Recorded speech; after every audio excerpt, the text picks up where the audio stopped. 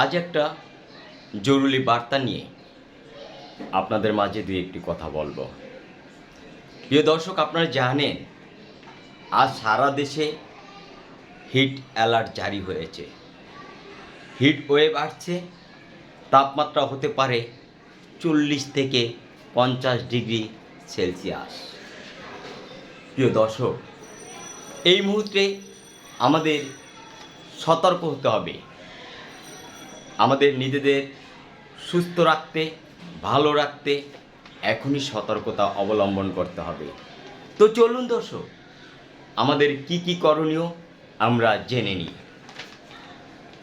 এই মুহূর্তে আমরা স্বাভাবিক পানি বেশি বেশি পান করব, ধীরে ধীরে।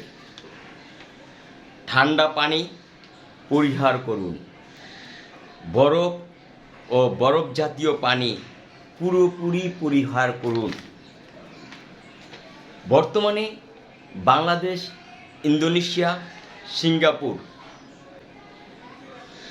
এই হিট ওয়েভ চলছে।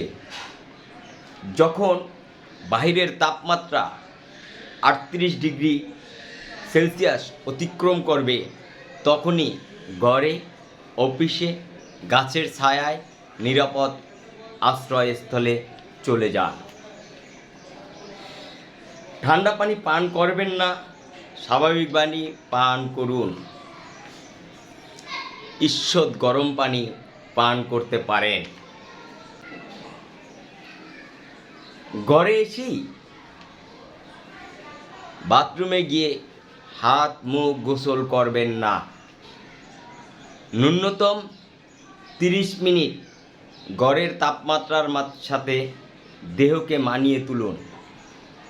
তারপর গোসলখানায় গিয়ে হাত মুখ এমনকি গোসল করতে পারেন। জুস বা এ জাতীয় খাবার থেকে বিরত থাকুন। স্বাভাবিক পানি পান করুন।